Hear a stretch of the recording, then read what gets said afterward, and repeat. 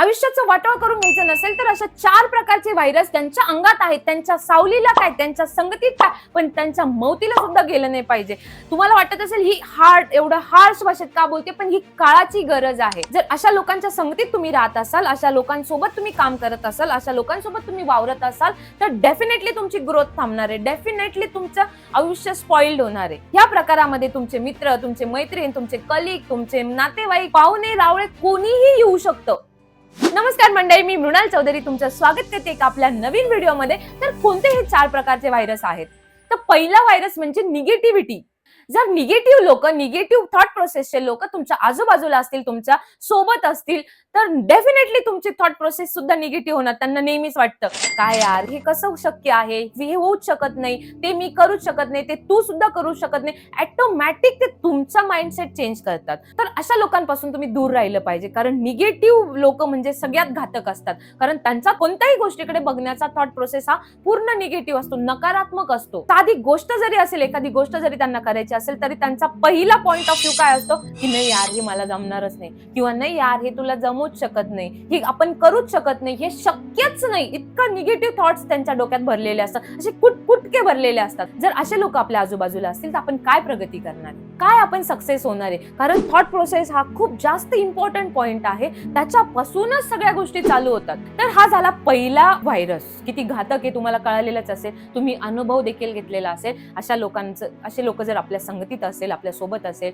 किंवा आपल्या ऑफिसमध्ये पण असतात, कुठेही असतात, कोणाचा थॉट प्रोसेस आपल्याला सांगता नाही येत, हे आजूबाजूला 100% असतात. फक्त यांच्यापासून आपण अलिप्त राहिलं पाहिजे, किंवा जर आपल्या जवळची व्यक्ती असेल तर त्याला चेंज करण्याचा प्रयत्न करा, ते पण चेंज होऊ शकतात. तर दुसरा व्हायरस कोणता आहे? नेहमी तक्रार करणे. कंप्लेंट बॉक्स, आपण त्यांना कंप्लेंट बॉक्स म्हणू शकतो. नेहमी किर्र करत असतात, नेहमी किर. कोणती साधी गोष्ट जरी असेल ना, त्याच्याबद्दल सुद्धा तक्रार करतात. त्यांच्या आयुष्यासाठी सुद्धा तक्रार करत असतात की माझं नशीबच चांगलं नाहीये, माझ्या नशिबात ते लिहिलेलं आहे. प्रत्येक गोष्टीत कंप्लेंट असते. साध्या साध्या गोष्टीत एखादी वस्तू घेतली तरी त्याच्यात कंप्लेंट, अरे यार हे चांगलंच नाहीये, हा असं घ्यायला पाहिजे होतं, हे चांगलं नाहीये, किंवा तिथून घ्यायला पाहिजे होतं, इथून घेतलं ते उगाच घेतलं, चांगलं नाही आलं. घर घेतलं, अरे यार ह्या एरियात घ्यायला नव्हतं पाहिजे, तिथं कंप्लेंट. गाडी घेतली, ती नाही ह्या कलरची नव्हती पाहिजे, त्या कलरची पाहिजे होती, तिथं कंप्लेंट.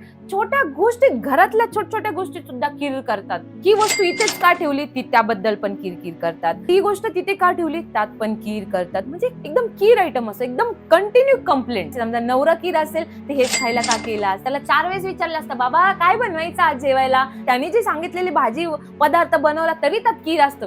याच्यात मीठच कमी झालं, याच्यात मीठच जास्त झालं, थोडं तिखटच जास्त झालं, थोडं तिखटच कमी, नाही यार आज ही भाजी नव्हती करायला पाहिजे, दुसरी भाजी करायला पाहिजे. नेहमी प्रत्येक गोष्टीमध्ये कंप्लेंट. कोणत्याच गोष्टीत सॅटिस्फॅक्शन नाही, कोणत्याच गोष्टीत समाधान नाही, प्रत्येक गोष्टीमध्ये कंप्लेंट असतात. चालता फिरता कंप्लेंट बॉक्स बनले असतात. अरे दुसऱ्याच्या वस्तूचं काय घेणे, एखादी चालता एखादी दुकान दिसली तिथं सुद्धा आहे, कसं हे काय हे लोक ना स्वतः समाधानी असतात, ना दुसऱ्यांना समाधानी राहू देतात. नेहमी कंप्लेंट करत असतात, नेहमी नाव ठेवत असतात, कधीच सॅटिस्फाईड नसतात, कधी ग्रॅटिट्यूड त्यांचा असं कधी म्हणत नाही, अरे वा किती छान झालंय, वाव मस्त आहे, असं कधीच त्यांच्या तोंडातून येत नाही. नेहमी नाव ठेवतात, नेहमी कंप्लेंट करत असतात. जर असे लोक असतील तर हे कधी सक्सेस होऊ शकत नाही, ना कधी ते समाधानी राहू शकत. याचा त्रास हा त्यांना जास्त होतो, त्यांच्या सोबत असणाऱ्यांना होतोच होतो, पण त्यांनाही जास्त होतो. तर किती घातक आहे हा व्हायरस.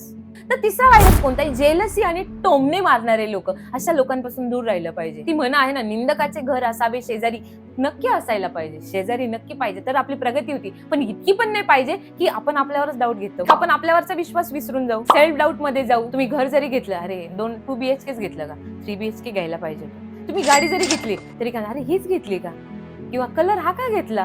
जे नेहमी जळतात, टोमणे मारतात, मागे खेचतात, यांची वृत्तीच नसती कोणाचं चांगलं बघवणं. हे नेहमी काही ना काहीतरी समोरच्या मध्ये फॉल्ट काढणार, त्यांना नाव ठेवणार, त्यांना टोमणे मारणार. जेलस का, ते जेलसी वृत्तीची असतात, जेलस होतो, त्यांना त्रास होतो. ते स्वतः तर पुढे नाही जात, ते स्वतः काही गोष्टी अचीव नाही करत, पण दुसरे करतात, त्यांना सुद्धा ते मागे खेचतात. आणि असे जर लोक आपल्या आजूबाजूला असतील तर आपण काय प्रगती करणार? नेहमी आपल्याला असं वाटतं, अरे यार खरंच यार 2 BHK ऐवजी 3 BHK घ्यायला पाहिजे होता, नाही यार खरंच ती गाडी घ्यायला पाहिजे, तो कलर छान आहे. आपल्यावरतीच क्वेश्चन मार्क येऊन जातो. म्हणून अशा प्रकारचे लोक आजूबाजूला असणं, अशा प्रकारचा व्हायरस आजूबाजूला असणं किती घातक आहे.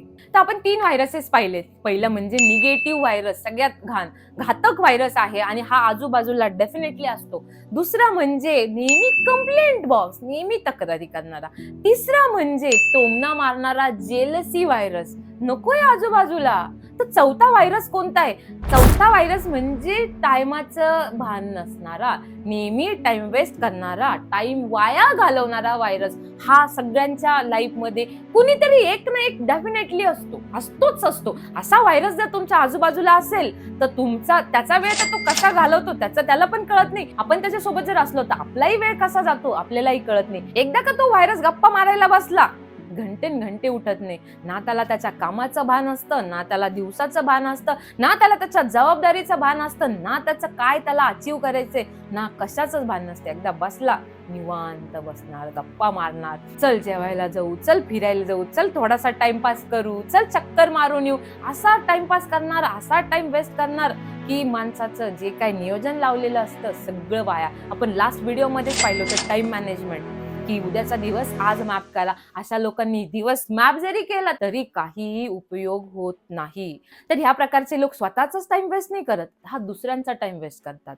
अशा लोकांना त्यांचे स्वतःचं करिअर, स्वतःला काय करायचंय, काय अचीव करायचं याच्याशी काही घेणं देणं नसतं. पण अशा लोकांना ना कोणीतरी असा एखादा व्यक्ती, असा एखादा बकरा ते पकडतातच टाइमपास करण्यासाठी. म्हणजे त्याचा टाइम गेला आणि दुसऱ्याचाही गेला. तर अशा आजूबाजूला असे जर व्हायरसेस असेल तर काय आपण प्रगती करणार आहे, कसं आपण सक्सेस होणार आहे, काय आपल्याला अचीव करायचं तर कसं करू? हे 4 प्रकारचे व्हायरस ज्यांच्यामध्ये आहे ना, त्यांचा बकरा होण्यापेक्षा यांच्यापासून दूर राहिलेलंच बरं आहे ना.